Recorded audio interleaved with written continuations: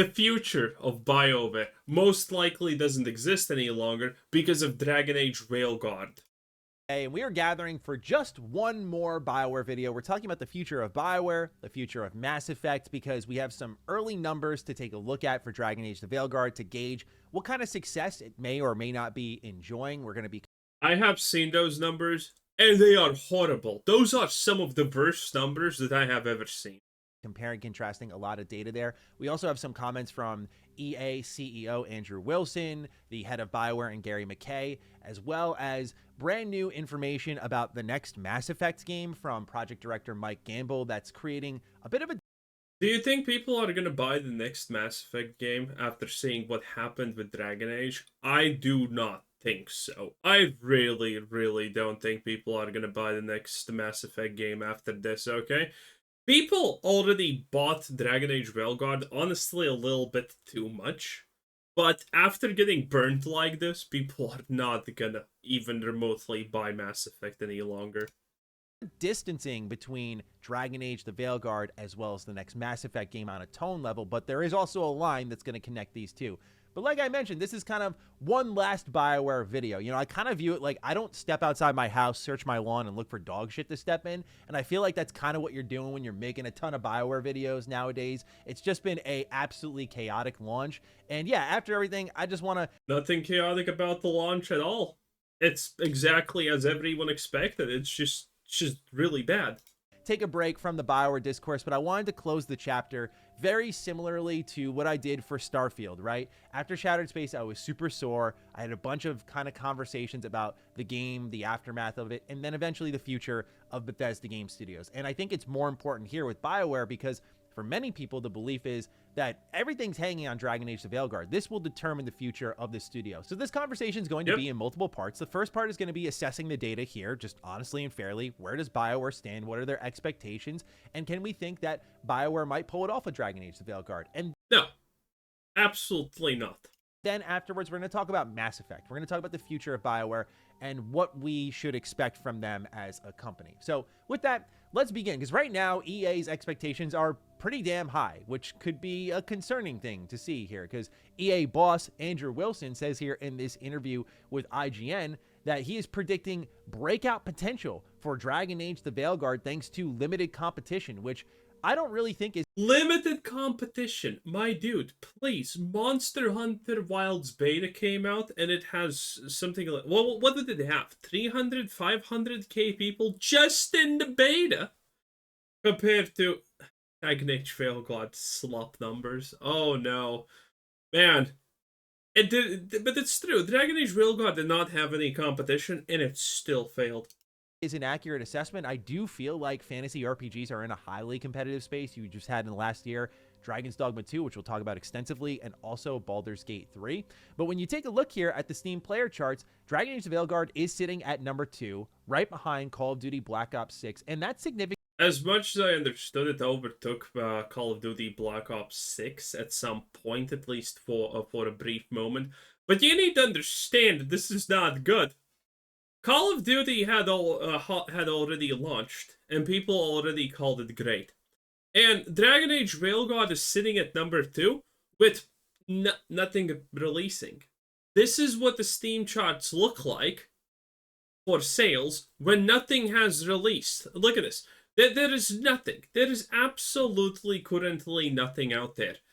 How is it not currently number 1 in this picture? Honestly, I don't even understand it. It's a fresh AAA game that everyone knew about, and yet it can't even break 1, at least in this picture. That is sad. It has no competition. It doesn't matter that it's number 1. If there were any other 3 big AAA releases, it would be the last. That's the reality of this picture. Because right now, according to Microsoft CEO Satya Nadella, last week's launch of Black Ops 6 was the biggest Call of Duty release ever, setting a record for day 1 players as well as Game Pass subscribers adds on launch day. And unit sales, this is the more important part, on PlayStation and Steam were also up 60% year over year. Now, obviously, a high tide raises all ships. This is accounting for the entirety of the game and its business on all platforms. However, Steam is the main platform we're assessing here. Keep in mind, last year was, as it is every year, a strong year for Call of Duty, but it was a weaker, stronger year for Call of Duty. What I mean by this is, yeah, Call of Duty was weaker. Modern Warfare 3 was not that super well received. that Modern Warfare 3 did sell in the top 10 games of 2023 at number 2, only beat out by Hogwarts Legacy, which sold 20 plus million copies. But MW3 was struggling in certain regions of the world. It was kind of a, to put it nicely, off year for Call of Duty. I did not like this game at all, personally. But yeah, Modern Warfare 3 still sold a lot of copies, millions and millions of copies. Despite that, some numbers were slow in certain areas of the world, and hence why I think there is a 60% boost year over year. Nonetheless, though, it looks like Good, okay, let's be real. People hated that story. Oh no. Black Ops 6 is doing really well on Steam, which means that if Bioware is sitting just behind a Call of Duty game, which at one point as I'm recording this, they've kind of traded spots back and forth between number 1 and number 2. Pretty good sign. By the way, how good the new COD is selling compared to last year's? I mean, it just puts into perspective how absolutely atrocious shit last year's COD was. People hated it, from the story to the everything. For Bioware there. But next up here, we do have the Steam player reviews coming in at mostly positive with over 5,000 reviews. I'm curious over time if this will change, given that, you know, people are going to experience more of the game will opinion. Is it? I heard something else. Let's check Steam charts, Dragon Age, Veilguard. Let's see. Does Steam DB show anything? Didn't hit a peak. Oh no, it broke its peak by 7K players because yeah, it is a Sunday, Saturday, whenever you're watching this video. Can't see the currently 77% of users review positive. Okay, that's not that bad. So it is positive currently. Let's see how that goes.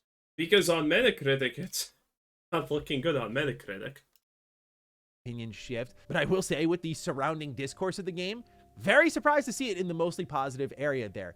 Also on the Steam player charts, we're seeing a 77,465 player peak. Oh yeah, that's what I saw. And then the drop already happened. This is literally the peak of peaks. It's never getting past 77,000 players. And I do think this will go up. I could see it surpassing 100,000 over the weekend, and we're just settling into that Friday, Saturday, Sunday, where I could see Dragon Age of Veilguard, people spending more time with it, getting a good boost there. But how does this compare to other games on the market? Right now, when you look at something like Xbox, their charts haven't updated, so Dragon Age of Veilguard isn't even in the top 50 as of this moment in time. Meanwhile, on PS... The Xbox and PS player bases don't matter at all.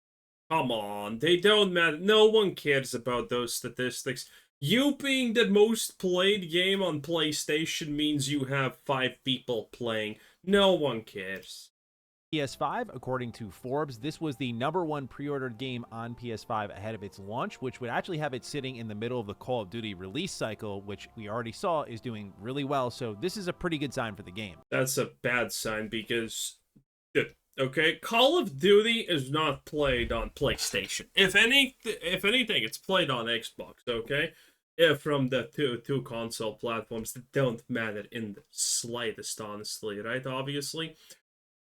But yeah, again, doesn't matter.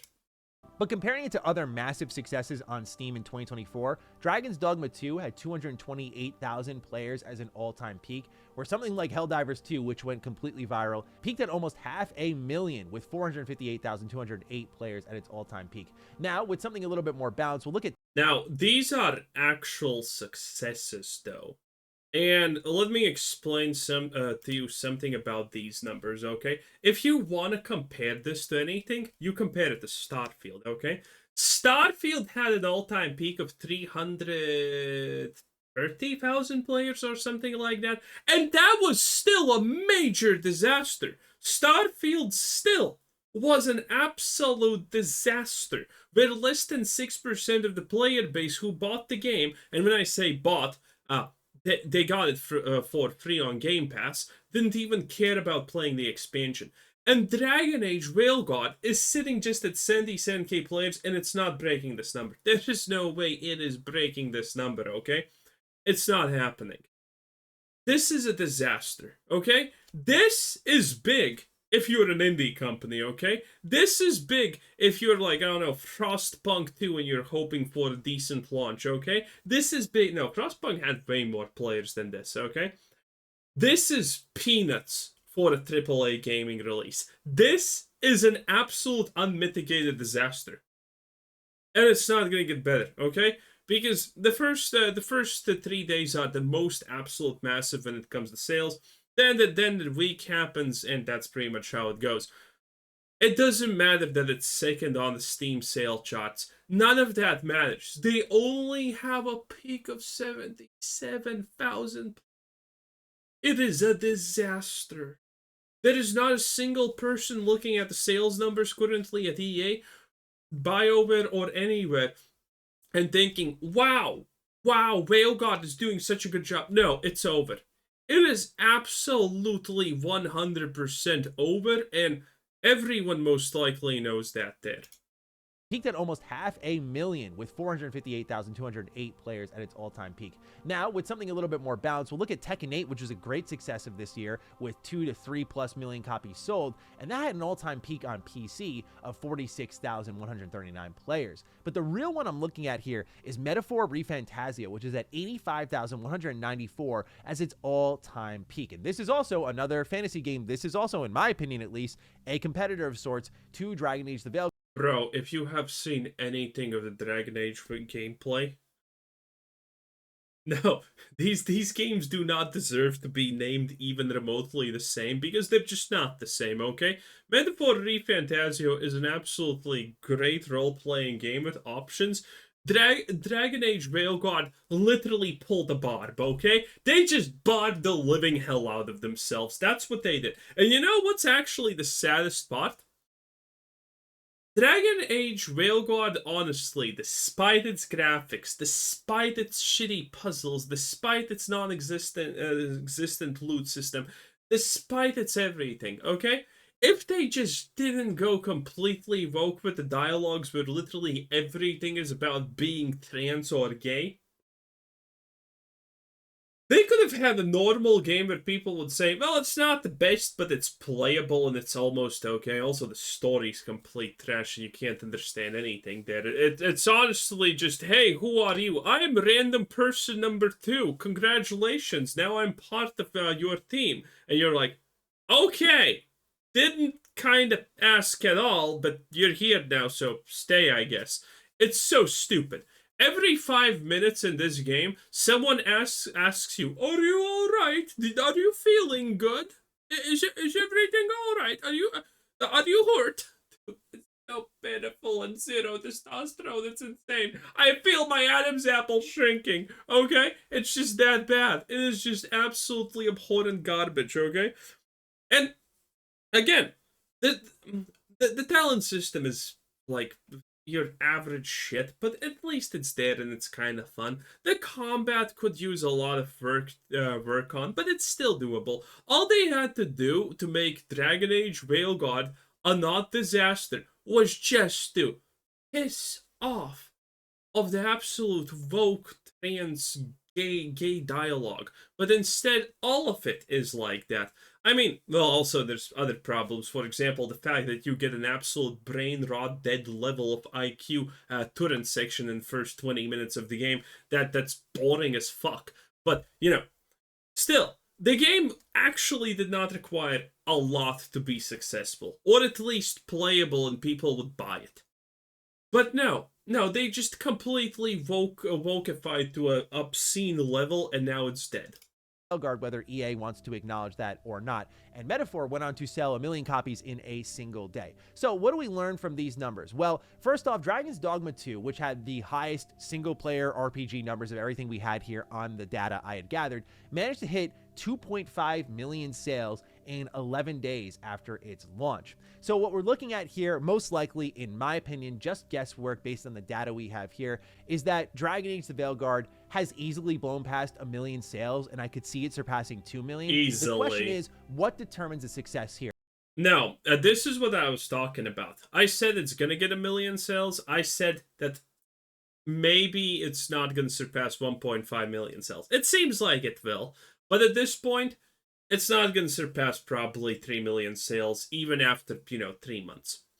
But the great takeaway here is, with everything invested in this game, with all the marketing, all the everything that they have done, anything below most likely 5 to 6 million sales is the equivalent of an absolute disaster. And it is honestly, even if a miracle happens and they have 3 million sales, which I seriously doubt. Again, I'm still skeptical that it's going to even be remotely fast or reasonable to get that 1.5 million sales at this point. Okay? But it's never surpassing 4 million sales. Doesn't matter what happens. They're not surpassing 4 million sales. Maybe they are if there's like, a 90% discount, 3 months in or something like that. But the reality is, when your game is sold on a discount, that you haven't made any money. That's what it is. You don't make money on these discounts of that magnitude. That's just how it is. The 90 and 80% discounts are literally just designed to make people more interested in your game. It's not actually designed to make money. And that's a very important fact that you need to remember. Here. And that varies from company to company, situation to situation. Obviously, with Bioware, they've had a lot of messy, long development cycles between Andromeda and then Anthem. And then we know also that the Veilguard was a messy one too, unfortunately, with multiple reboots. You know what I'm most surprised currently, honestly, about? It's the fact that the current Steam numbers, well, current Steam reviews seem positive, which is insane. Because this can only mean one thing. That people just didn't buy it. That people who saw what this game is, how woke it is, and all of the everything about it, just didn't buy it. And that is amazing, okay? Because typically there's a lot more people who buy it and then they hate it because they wanted it to be better, but then they, just buy it, play it, and they understood, yeah, this is absolute garbage, dumpster trash fire. Okay? It's over. And then they leave a negative comment. Because there is no way that people en masse think that it's a good game. People think it's a horrible game. And the only way that the player's score doesn't reflect it is if everyone is avoiding it like the plague. Effectively, this happened with Dustborn and a couple of other games like Dustborn. People just look at it, they know it's crazy bad, so they don't buy it. And the only people who are buying, who are literally like, oh my god, best thing ever, I love garbage, to put that pipe in my mouth and let the slop flow. And those are the ones that are reviewing the game, actually. They're putting the thumbs up and all of that good stuff. And that's the pretty much only way something like Dragon Age Veilguard is gonna have a positive review. And and these positive reviews, most likely, same with Starfield, are just gonna slowly go down, down, down, down, down, down.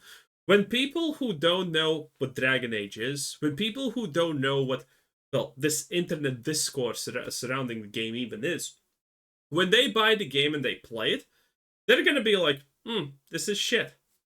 Dislike. Negative review. Didn't like it. Doesn't matter.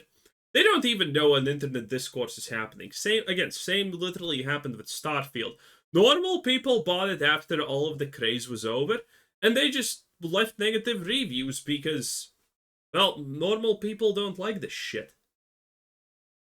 And I do look at something like Irrational Games and Bioshock Infinite as the pure example that comes to mind for me of a game can sell well and review well and still a studio will get closed down. I mean, we're seeing the same thing right now with something like Prince of Persia and Ubisoft, where they just shut down the Lost Crown team, but that just wasn't enough for their expectations. That's the other factor, is just executive expectation, and they're saying breakout hit here. Yeah, and again, when I said this needs to sell probably 6 million copies to just break even if it breaks even, EA probably is expecting more sales than that.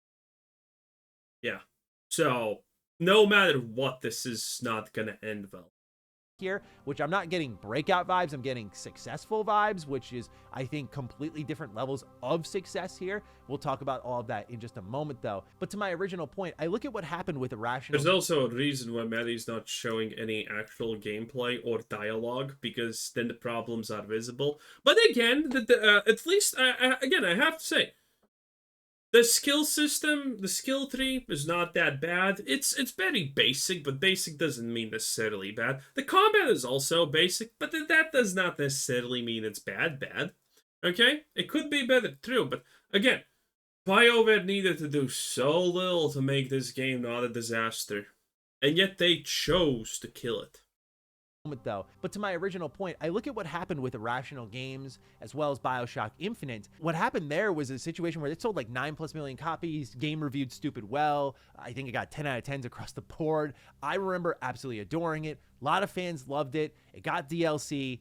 Irrational still got shut down, right? Because the game was in development for so long, and despite it selling well compared to, I mean, so many games were killed to sell 9 million copies, but it just wasn't enough to get it across the finish line with how many times it got rebooted, how much money was spent on the project, and so they had to shut down and significantly shrink the team.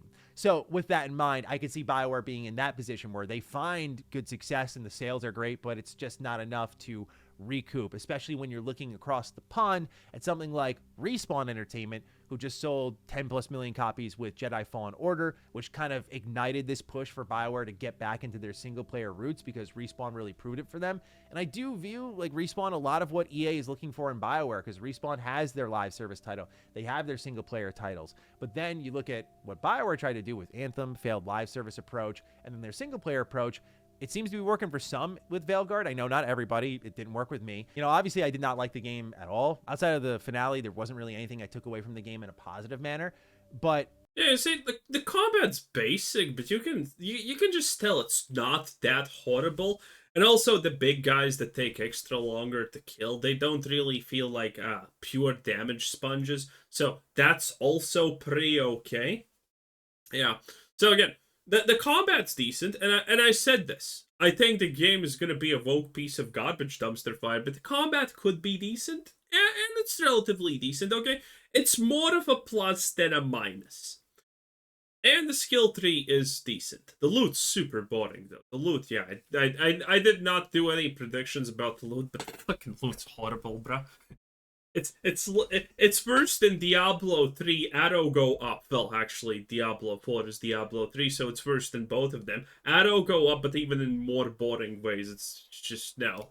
I look at this and sort of think to myself, like, look, you know, I don't like the game, but I don't dislike it enough to champion the downfall and the closure of Bioware, and I personally will. You'll never catch me doing that. So on to the second part of our conversation. You know, we have a good idea here of how Dragon Age: The Veilguard is performing. Seems to not be doing that awful. So let's say... No, Matty. Dude, Matty is so bad with numbers, by the way.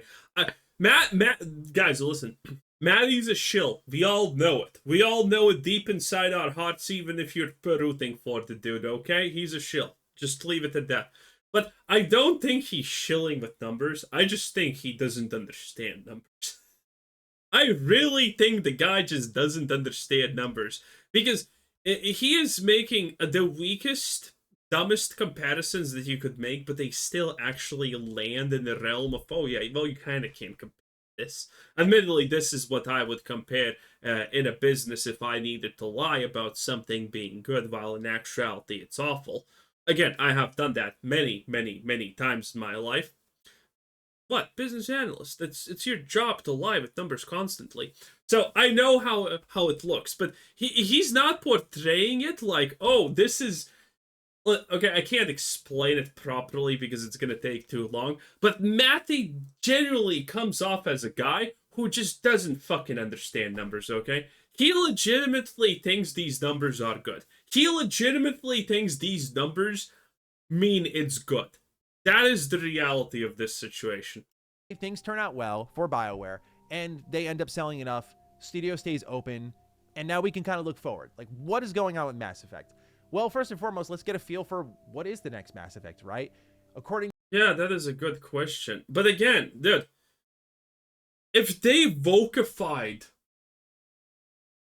if they vocalified a medieval fucking fantasy game to this level where you have top surgery squads and every dialogue is literally about some kind of woke topic and coming out to your parents as they zer zim or whatever, dude, what do you think they're gonna do in the future where stuff like this actually, could be in a conversation piece of some sort? Okay, what do you think they're gonna do with that? And by the way, they're definitely doing this. If the next Mass Effect comes out, my God, you're probably instantaneously gonna start with multiple characters introducing themselves as social justice warriors and giving you their pronouns and explaining their how they feel with their gender. That is unironically what's gonna happen, because we already saw with Dragon Age Veilguard just now. They literally hid some of the people that worked on the game because they were lunatics. And were only allowed to mention that they worked with the game after it released because BioWare knew that that's going to tank the game. And they still went with it. Mass Effect has no chance at even the slight bit of non-existential success that Veilguard has. It's not gonna be like it is dead. Into a recent Bloomberg interview with Gary McKay, quote, "The game is so important, the game being Dragon Age Veilguard, to BioWare's future that the company brought in its second team, which has been incubating a new Mass Effect to help out during the final stretch of development. The Mass Effect team played a major role in finishing and polishing Dragon Age Veilguard." Oh yeah, and that sentence I did not know that that's a thing, but yeah. As you can see, it's dead. Told you. Companies across EA, such as its Motive studio in Montreal, also supported the game, end quote. Oh, Montreal. Which, this is really common. Like, I cover a lot of Xbox stuff through Defining Duke and the channel here. And so this is just really common to see in something like First Party, where just when Starfield was getting ready to launch, like, all of the Bethesda studios were involved here. So I don't know if this is indicative of really what you should expect from Mass Effect in the terms of content creation. Like, finishing and polishing is very different from conceptualizing and creating, which is what the Veilguard team was mostly responsible for and what I personally didn't like. And there was a bit of distancing, I felt at least, created by the Mass Effect team, because Mike Gamble, who's the project director of the next Mass Effect game, said regarding tone questions, Mass Effect will maintain the mature tone of the original trilogy. This is all I'm going to say for now. And this is when... This is such a lying statement, okay? The mature tone of the original trilogy can easily have modern day bullshit in it. Yeah, it's gonna be a serious story about, I don't know, alien species that comes to the galaxy and then needs to be introduced to the pronouns because they need to acclimatize to, modern day bullshit. The mature tone doesn't mean anything. It just doesn't. Reviews broke out for Dragon Age the Veilguard, so I felt it was a very odd time to be saying this, but if I were to read deeply into it, it just felt like maybe they were looking at it going, hey, even if this succeeds, we don't want to have people getting the idea that this sort of writing style, this sort of energy and tone is exactly what you should expect from the next Mass Effect game. Now, where do I personally sit on expectations for the next Mass Effect game? Well, let's start off at the beginning, right? Leading into the launch of Veilguard, I was pretty optimistic for it because I thought BioWare was saying a lot of things they haven't said before, like, hey, we're focusing on choice, we're focusing on single player, like we're doing... Yeah, we're focusing on gay choices and making you accept trans. These things for our players and DRM free, and like they were just doing a lot of, I thought, good business decisions. They had to kind of shut down what they were doing on SWTOR to focus on the single player stuff that they were working on. They shut down Anthem, which I thought was a good call. So it felt like they were cleaning up shop in a lot of ways to give Dragon Age the Veilguard the best chance possible to succeed in slimming their business in intelligent ways. But obviously the final product is what speaks at the end of it all. And what I played wasn't very good, where I can't sit here and, even as a lifelong BioWare fan, fool myself into optimism with the next Mass Effect game. And the unfortunate loss in this for me is that even if I were to, say, preview the game, like I did for Dragon Age the Veilguard, there is this air of uncertainty that will surround me even if I did like what I played, because of how I learned how the Dragon Age Veilguard preview is framed between the preview itself and then the entire game, which I explain in my review, which I saw much more of the game than I think BioWare really should have ever shown off to anyone. And so this is the fork in the road that many BioWare fans have arrived at, like myself, where I kind of look at the split and there's the desire, and then... Also, by the way, dude, one thing that we don't talk enough about Dragon Age Veilguard is the puzzles, okay? Dude, the puzzles are complete zeros, okay? They are made so someone with 50 IQ can solve them in 1 minute by accident. It is insane. And when a game has puzzles and it makes them this simple because they probably think that their player base is literally too mentally deficient to solve anything harder than that, or God forbid, which might most likely could be a solution for this dilemma, is the fact that they think that this is an appropriate puzzle hardness-wise because they themselves are clearly that fucking stupid. Okay? That is... Oh, it is... I don't even know what to say, honestly. It is so over for Bio. No one's gonna buy the next Mass Effect. It's the same thing with Elder Scrolls 6. After Starfield, long-time Bethesda fanboys literally gave up on Elder Scrolls 6 being good because it's the same team that made Starfield. In the same engine, in the same everything. And most likely, whatever the next Mass Effect ends up being, it's going to be the same people who made this piece of garbage, and it's going to be the same clay-ish looking Fortnite ripoff engine and art that they are going for. It's not going to be good, boys. It is not going to be good. Anyway, that was Mr. Manny Plays. This was Wizard Said Sen. Thanks for watching. Bye.